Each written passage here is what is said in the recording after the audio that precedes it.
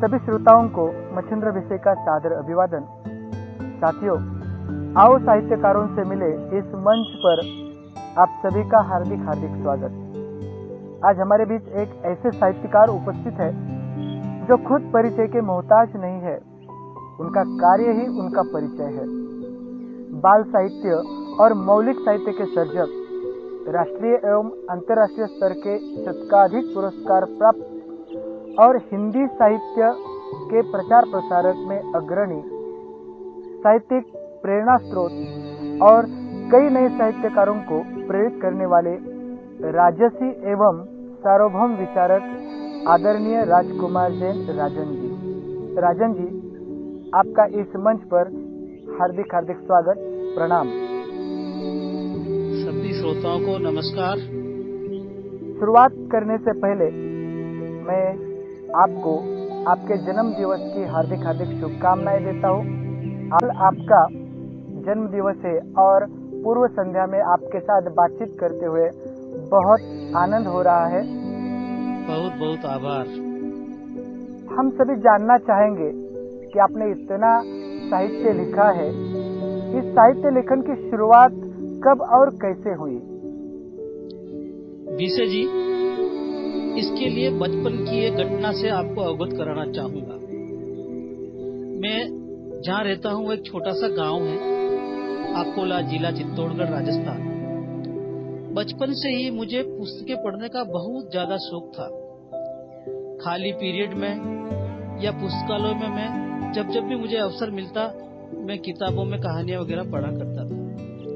उन्हीं दिनों हमारे गांव में एक दैनिक अखबार आना शुरू हुआ था, दैनिक नवज्योति नाम से। उसमें बच्चों के लिए वो कूपन छपता था और बाल मंडल का मेंबर बनके उनकी कुछ लिखी चीजें नाम के साथ छपती थी। तब मुझे ये नहीं मालूम था कि मौलिक लेखन क्या होता है। बस लाइब्रेरी की किताबों से कुछ भी उतारा और उस बाल मंडल में बेच देते थे, वो अपने नाम के साथ छप जाता था।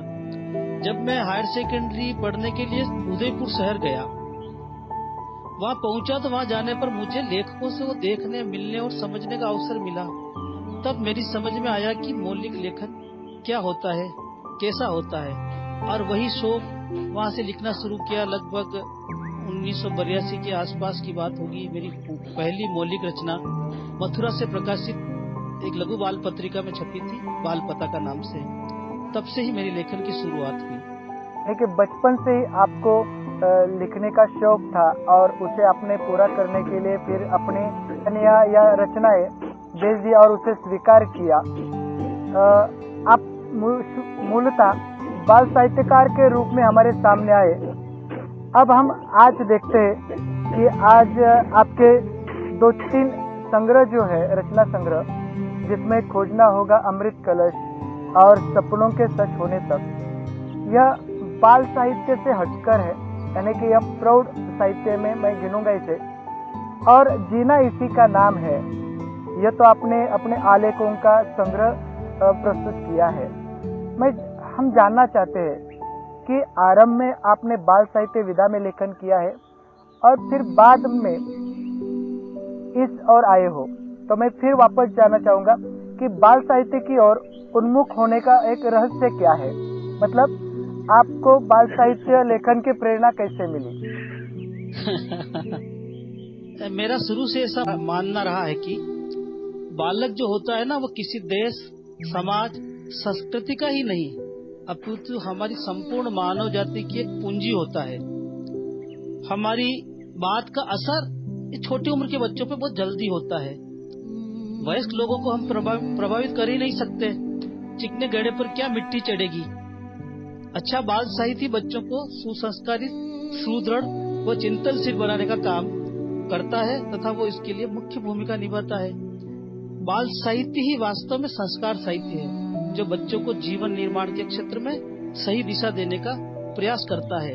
इन्हीं भावों से प्रेरित होकर मैंने बाल कहानियां लिखना शुरू किया। शुरू में जो बच्चों को संदेश देती थी, कहानी में एक उन्हें नई प्रेरणा देती थी, और मेरा बाल साहित्य लेखन यहीं से शुरू हुआ। लगभग आज हजारों मेरा बाल कहानियां, कविताएं प्रकाशित हो चुकी है।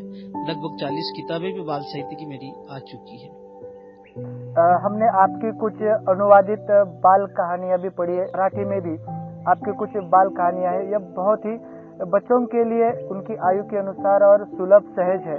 अब मैं थोड़ा सा आगे यानी कि आज की परिस्थिति पर आऊंगा, क्योंकि आज के समय में आप विभिन्न साहित्यिक पत्र पत्रिकाओं के संपादक भी है, सह संपादक के रूप में भूमिका निभा रहे हो, साथ ही साथ विभिन्न मंचीय कार्यक्रमों में वहां पर सहयोग दे रहे हो जी। इस दौरान पत्र पत्रिकाओं के साथ जुड़ना, इसका अनुभव कैसा रहा?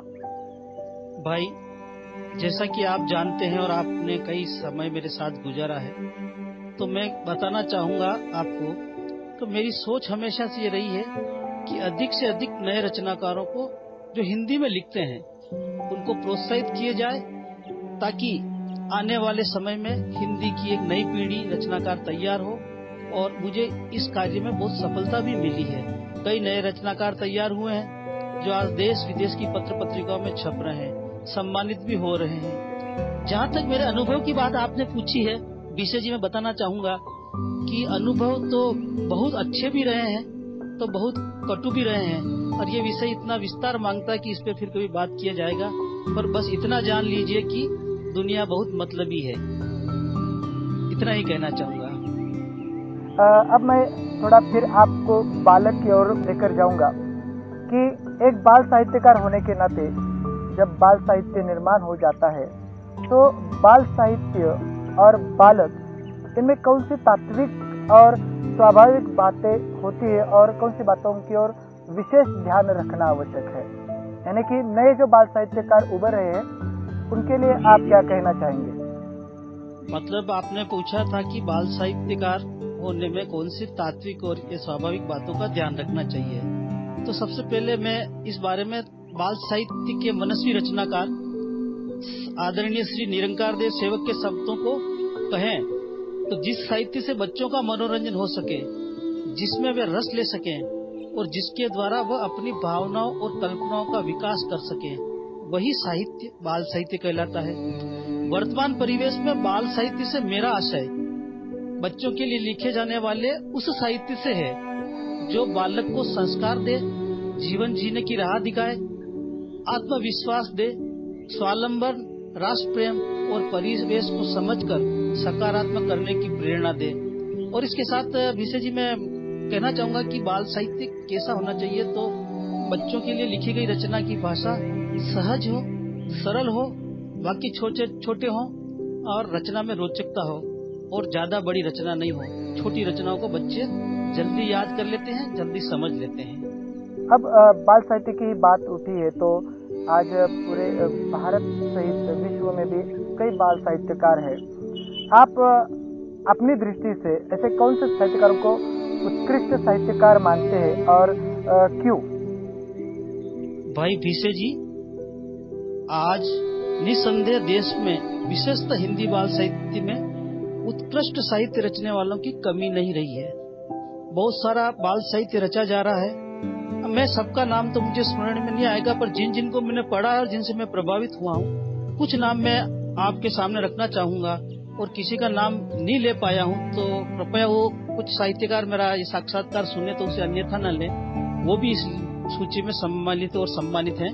तो मैं उनमें बनाना चाहूंगा कि श्री चक्रधर नलिन, संतोष साहनी, क्षमा Sharma, doctor Shri Prasad, Jayaprakash Bharti, doctor राष्ट्रबंधु, doctor Harikrishna देवसरे, doctor Prabhakar Machwe, Kanhaiyalal नंदन, विनोद चंद्र पांडे, श्याम सिंह शशि, गोविंद शर्मा, आनंद विश्वास, संजय जायसवाल, डॉक्टर भेरूलाल गर्ग, विमला भंडारी सहित ये बाल साहित्यकार जो वरिष्ठ पीढ़ी के रहे हैं। और नई पीढ़ी के बाल साहित्यकारों में भी डॉक्टर कृष्ण कुमार आसू जी, नागेश पांडे संजय, दीनदयाल शर्मा, जाकिर अली रजनीश, मोहम्मद अरशद खान, और मेरा स्वयं का नाम राजकुमार जैन राजन भी लेना चाहूंगा, गोविंद भारद्वाज आदि नाम लिए जा सकते हैं, जो बाल साहित्य में बहुत अच्छा काम कर रहे हैं और बाल साहित्य को वास्तव में बच्चों तक पहुंचाने के लिए भी सक्रियता से लगे हुए हैं। उनका बाल साहित्य वास्तव में बच्चों के लिए नई दिशा देने वाला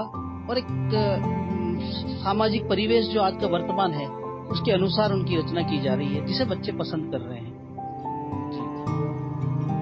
वैसे देखा जाए तो आपने इतने बाल साहित्यकारों के नाम यहाँ पर रखे हैं।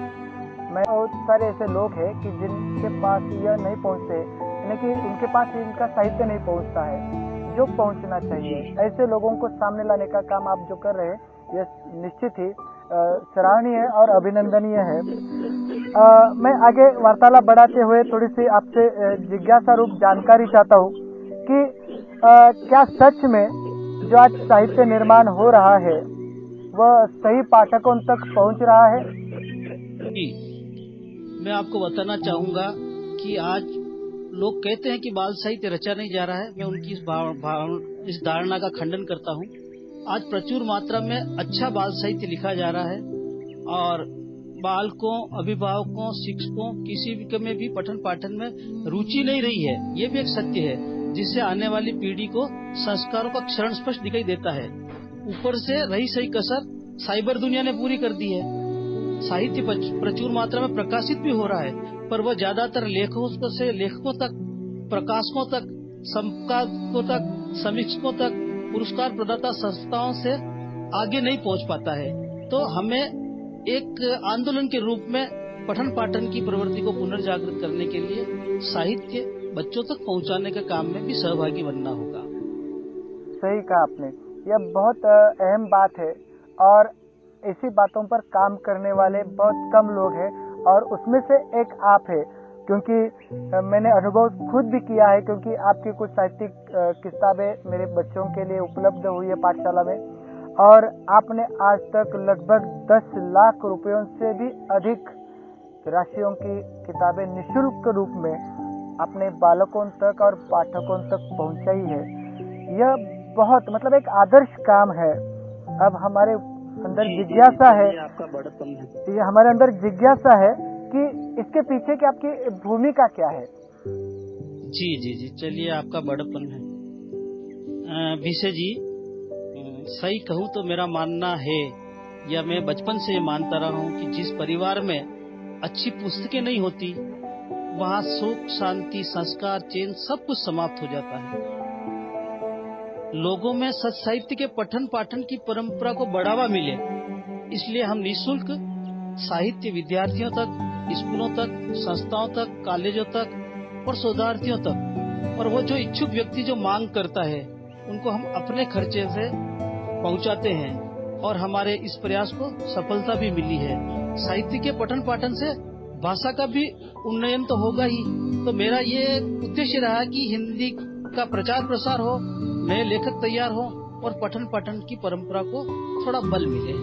बस यही सोच के मैं निःशुल्क किताबें वितरण करता रहता हूँ, संस्थाओं को पहुँचाता रहता हूँ और कितना कुछ काम किया है वो आपने बताया ही है।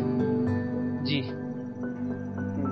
आपके इस कार्य के लिए मेरा सलाम है, क्योंकि ऐसे काम करने वाले आज मतलब उंगलियों पर गिनने जैसे लोग हैं। हमने देखा है कि आप विशेष कार्यक्रम का आयोजन करके साहित्यकारों को सम्मानित करते हैं, क्योंकि मैंने खुद एक कार्यक्रम आपका देखा है, अनुभव किया है।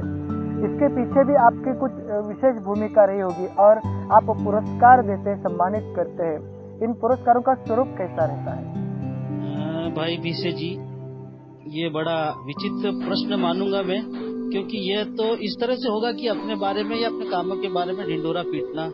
मैं नहीं चाहता कि इस तरह की बातें ज्यादा की जाए, तो मैं संक्षिप्त में आजकल ये थोड़ा सा बता देता हूँ कि जैसा कि आजकल हर जगह साहित्य में राजनीति, गुटबाजी, खेमेबाजी, मठाधीशी हावी है, और मेरा ये मानना है कि जो वास्तव में स्वांत सुखा है, समाज के लिए अच्छा लेखन कर रहा है, वो तुकड़मबाज नहीं है, उसकी कोई अप्रोच नहीं है, तो उसको न तो उसके साहित्य का मूल्यांकन हो सकता है, न उसको किसी प्रकार का सम्मान मिल पाता है। तो हमने यही सोचकर बाल साहित्य में या साहित्य में उत्कृष्ट सृजन करने वाले नवोदित रचनाकारों के साथ वरिष्ठ रचनाकारों को सम्मानित करने का लगभग 2001 से आयोजन प्रारंभ किया। इसमें पूरे देश से अच्छे लोगों से प्रविष्टियां मंगवाई जाती है या नाम मांगे जाते हैं, और एक पैनल के माध्यम से हम नामों का चयन करते हैं जिसमें पूरी निष्पक्षता बरती जाती है।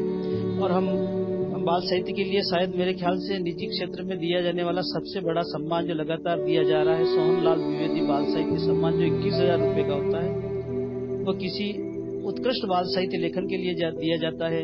इसी तरह राजस्थानी के लिए दिया जाता है। फिर कई जगह हिंदुस्तान में हम अपने आयोजन में, विशेष जी आप खुद उस आयोजन में शरीक हुए थे, हम लगभग 20 सम्मान हमारी तरफ से देते हैं, जिसमें नगद राशि दी जाती है, लगभग 1,11,000 रुपए नगद राशि होती है टोटल। इसके अलावा भी लोगों को प्रोत्साहन देने के लिए जो संस्था इस क्षेत्र में काम कर रही है, भगवान ने हमें सरस्वती के साथ लक्ष्मी की कृपा भी बरसाई है, तो हम क्यों नहीं उस लक्ष्मी का उपयोग इस तरह के साहित्यिक आयोजनों और नवोदित प्रतिभाओं को प्रोत्साहन देने के लिए करें। तो देश में कई स्थानों पर, चाहे शिलोंग हो, चाहे उज्जैन हो, चाहे भोपाल हो, कई जगह हमने अपनी तरफ से पुरस्कार स्थापित किए हुए हैं, ताकि उन संस्थाओं को भी थोड़ा संबल मिले। और सबसे बड़ा मेन यही रहता है कि नए सृजन करने वाली की एक टीम तैयार हो, क्योंकि ये भाई भतीजावाद राजनीति आगे आने नहीं देती।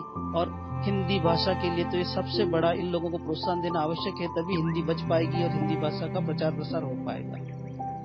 अभी आपने हिंदी की बात कही है, हमने देखा है, अनुभव भी किया है कि हिंदी भाषा पर आपका बहुत प्रेम है। आपकी मूल भाषा जो है, यानी कि जिसे हम प्रांत भाषा कहते हैं, राजस्थानी मिश्रित है, और इतना होने के बावजूद भी कई बार आपने हिंदी के बारे में चिंतन व्यक्त किया है। आज की हिंदी की स्थिति के बारे में आप क्या विचार रखना चाहेंगे? विशेष जी, ये भी बड़ा ऐसा टिपिकल प्रश्न है कि संक्षिप्त में इसको परिभाषित किया नहीं जा सकता। फिर भी मैं मोटी मोटी बात है जो थोड़ा आपके सामने रखना चाहूंगा कि हिंदी की अस्मिता, स्वीकृति और व्यावहारिक प्रतिष्ठा के लिए समय समय पर की जाने वाली जो चिंताएं होती है, वह चिंता मेरी भी है। एक खास बंदरबाट की भूमिका में अंग्रेजी समस्त भारतीय भाषाओं को परस्पर लड़ाकर एक छत्र शासन करना चाहती है। आप भी देख रहे होंगे आज हमारी मानसिक दास्ता चरम सीमा पर जा पहुंची है, क्योंकि हमारा यह समझ ही गायब हो चुकी है कि हम अपनी भाषा में अपने ही खिलाफ खड़े हो गए हैं। हमारी शिक्षण संस्थाओं में ऐसे लोग बैठे हुए हैं जो सांस तो हिंदी में लेते हैं पर सोचते अंग्रेजी में है, जो खाते तो हिंदी का है पर पचाते अंग्रेजी में है। हिंदी का एक शब्द समूह या भाषा भर नहीं, हिंदी संपूर्ण भारत की परिभाषा है, और इसके लिए हमें पूरे जोश और खरोश से स्वाभिमान के साथ आगे आना होगा, तभी हिंदी भाषा का स्वाभिमान बनेगा, तभी ये राष्ट्रभाषा बन पाएगी। बहुत अच्छी बात कही, क्योंकि इसमें बहुत सारी ऐसी बातें जुड़ी है कि जो हिंदी को पीछे रखने के लिए मतलब आजकल कोशिश जो हो रही है उसे आपने उजागर किया है। बहुत अच्छा लगा। इतना सब कुछ हो रहा है साहित्य क्षेत्र में हिंदी भाषा को लेकर, चाहे फिर वो किसी भी प्रकार का साहित्य हो। हमारे साहित्य के अच्छे दिन कब और कैसे आ सकते हैं? आपकी क्या मतलब इसके बारे में आपकी सोच क्या है? विशेष जी, आप इस तरह के प्रश्न पूछ रहे हैं जिसके एक एक प्रश्न का जवाब कम से कम एक घंटे में दिया जा सकता है। मैं इसको संक्षिप्त में कैसे समेटूं? फिर भी मैं कहना चाहूंगा, ये समझना बड़ा जरूरी है कि साहित्य में साहित्यिक रचनात्मकता किसी भी प्रकार के वाद से जोड़ना एक संकीर्णता की तरफ इशारा करती है, क्योंकि साहित्य को वादों गुटों और खेमों में बांट देने से उसकी रचनात्मक दिशा भी भटक जाती जा रही है और भटक ही रही है। साहित्य की ढेरों परिभाषाएं की गई है, आपने भी पढ़ा लिखा होगा, सुना होगा। कभी इसे दर्पण कहा गया है तो कभी इसकी तुलना प्रेमचंद जी ने शायद की थी, जलती हुई मसाल से की गई है। मेरा ये मानना है कि यह मसाल समाज देश को रोशनी देने वाली हो, जलाने वाली नहीं हो। यह रोशनी जीवन के अंधेरेपन को दिशा देने वाली हो। साहित्यकार एक ऐसा सृजन करे जो समाज को, देश को और रास्ता दिखाए। और इसी तरह की पुस्तकें जब लिखी जाएगी, इस तरह का सृजन होगा और निःशुल्क साहित्य लोगों तक पहुंचेगा या साहित्य के पठन पाठन में जागृति होगी, तो साहित्य के अच्छे दिन आएंगे। और एक सबसे बड़ी बात है, जो आज पठन पाठन के प्रति जो उदासीनता का भाव है, विशेष जी मेरा ये मानना है कि किताबों के प्रति उदासीनता का जो भाव है वो किसी अपराध बोध से कम नहीं है, पर त्रासदी यह है कि हमें अपराध बोध भी नहीं हो रहा है। जरूरत किताबों के महत्व को समझने की है, उनकी आवश्यकताओं को समझने की है, तभी साहित्य के अच्छे दिन आ सकते हैं। बहुत अहम बात कही है कि जब तक यह उदासीनता नहीं निकलती है तो साहित्य और जो अच्छी बातें हैं वो बच्चों तक नहीं पहुंचेगी, और इसमें से जो मानवीय मूल्य है ये अपने उत्तरदायित्व की भूमिका है अपने देश के प्रति या समाज के प्रति, ये निश्चित ही कहीं ना कहीं गिरती हुई नजर आएगी। हमें इसमें से उभर कर आना होगा, और आप जैसे साहित्यकार इसके लिए मेहनत करते हैं, कोशिश करते हैं कि चलो साहित्य का प्रचार प्रसार करें, लोगों को पठन पाठन में रुचि उत्पन्न करें। यह सचमुच में सभी के लिए एक आदर्श काम है। अब आप इतना साहित्य प्रचार प्रसार कर रहे हो, और इसके प्रचार प्रसार आप देश विदेशों में भी घूमे हैं, अंतर्राष्ट्रीय स्तर पर भी कई जगह पर आप जाकर आए हैं। अंतर्राष्ट्रीय स्तर पर अपने साहित्य का मतलब हिंदी और हिंदी साहित्य का क्या माहौल बना है? भाई बीसे जी, ये सच है कि मैंने कई देशों की यात्राएं की है। आज अंतर्राष्ट्रीय परिदृश्य में देखा जाए तो हिंदी अपनी स्थिति मजबूत कर रही है। पूरे विश्व में सबसे ज्यादा बोली जाने वाली भाषा हिंदी ही है, किंतु हमारे ही देश में स्थिति बड़ी दयनीय है। विदेशों में हिंदी के प्रति बहुत बड़ा सम्मान है। वहाँ के लोग हिंदी को बोलना चाहते हैं, लिखना चाहते हैं, सीखना चाहते हैं, पुस्तकें चाहते हैं। तो और हमने भी वहाँ के कई रचनाकारों को बराबर उनकी रचनाएं मंगाकर हम हिंदुस्तान की पत्र पत्रिकाओं में प्रकाशित करके उनको प्रोत्साहन करते हैं। और बदकिस्मती है कि हमारे देश में ही हिंदी को सम्मान देने वाले लोग दिन प्रतिदिन कम होते जा रहे हैं। एक बात और बताऊं मैं, तो जब हिंदी प्रेमी प्रधानमंत्री हमारे मोदी जी सत्ता में आए तो हमें कुछ आशा बंधी थी कि हिंदी को जल्दी ही राष्ट्रभाषा का दर्जा मिलेगा। पर दुर्भाग्य है कि भारत की राष्ट्रीय शिक्षा नीति जो 2019 के प्रावधानों में हिंदी की अनिवार्यता को ही समाप्त कर दिया गया। तो ये मतलब हिंदी का जो प्रावधान था हिंदी को अनिवार्य भाषा मानने का, वो प्रावधान ही समाप्त कर दिया गया। तो ये कौन सी दोहरी मानसिकता है? एक तरफ तो आप हिंदी की स्वीकार्यता को समाप्त कर रहे हैं और एक तरफ आप ये कह रहे हैं कि हिंदी की स्थिति क्या है। तो अंतर्राष्ट्रीय स्तर पे हमसे ज्यादा लोग स्थिति बहुत अच्छी है, बेहतर है। और मैंने नेपाल में, थाईलैंड में, मॉरिशस में, श्रीलंका में और कई देशों में देखा, वहाँ के बाजार में लोग हमको भारतीयों को देख के हिंदी में बात करना चाहते हैं, वो हिंदी में बोलते हैं, जबकि हम हिंदी जानते हुए भी अंग्रेजी में बात करते हैं। अगर थोड़ा सा समय होगा, 1 मिनट में एक बात याद आ गई। तो भोपाल में बड़ा अखिल भारतीय साहित्यकार सम्मेलन हुआ था जिसमें चीन के बड़े विद्वान आए थे। तो उन्होंने कहा कि मैं हिंदुस्तान घूमा, आज इस मंच पे आया हूँ, पर मुझे हिंदुस्तान में कहीं हिंदी दिखाई नहीं दी। हर व्यक्ति मैं नमस्कार करता हूँ, हर व्यक्ति मुझे हेलो हेलो हाय करके बुलाता है और मैं सबसे नमस्कार करता हूँ, हाथ जोड़ के अभिवादन करता हूँ। तो ये कितना बड़ा करारा व्यंग्य था कि भारत में हिंदी की स्थिति क्या है। आपने ऐसी बात को उजागर किया है कि जो बिल्कुल संसार कर देती है कि यह क्या हो रहा है कि एक हिंदी भाषी देश में आप एक बाल साहित्यकार है, एक बाल कवि है, साहित्यिक रचना और एक मौलिक रचना भी हम आपकी जुबानी सुनना चाहते हैं। तो प्लीज आपसे एक निवेदन है कि आप एक बाल कविता हमें सुनाएं। बाल कविता भी मौलिक रचना ही है विशे जी, और जो दूसरी कविता सुनाऊंगा वह भी मौलिक रचना ही होगी। सबसे पहले मैं एक छोटी सी बाल कविता आपको सुना देता हूँ कि आज का बच्चा, वर्तमान परिवेश का बच्चा, क्योंकि कविताएं कैसी बच्चे पसंद करते हैं वो इस कविता से समझ में आ जाएगा कि आज का बच्चा कैसा है। शीर्षक है कविता का, रोबोट एक दिला दो राम। एक बच्चा कैसा कर सोचता है, रोबोट एक दिला दो राम, रोबोट एक दिला दो राम, सहज सरल हो सारे काम। रोबोट एक दिला दो राम, सहज सरल हो सारे काम। साथ रहेगा सदा हमारे, रोबू होगा उसका नाम, रोबू होगा उसका नाम। भारी भरकम बस्ता भी स्कूल यही ले जाएगा, होमवर्क भी झट से करके साथ खेलने आएगा, होमवर्क भी झट से करके साथ खेलने आएगा। रोबोट क्या करेगा अब से मेरे घर का सारा काम, मम्मी को भी मिल जाएगा कुछ पल को थोड़ा आराम, कुछ पल को थोड़ा आराम। कभी बोर होऊंगा तो बात करेगा प्यारी प्यारी, कभी बोर होऊंगा तो बात करेगा प्यारी प्यारी। करवाओ चाहे जो कुछ भी, नहीं कहेगा सारी, नहीं करेगा सारी। ये तो थी बच्चों के लिए कविता रोबोट एक दिला दो राम। अब आपके अनुरोध पर, आपकी इच्छा है और श्रोताओं को भी अच्छा लगेगा कि मैं अच्छी समकालीन परिवेश की कविता सुनाना चाह रहा हूँ। शीर्षक है वो आग। ओ आग, ओ आग, तुम्हारा भी मिजाज क्यों बदल गया है? ओ आग, तुम्हारा भी मिजाज क्यों बदल गया है? दुनिया के तथाकथित सबसे बड़े लोकतंत्र की पूरी सभ्यता तुम्हारी लपटों में झुलस रही है।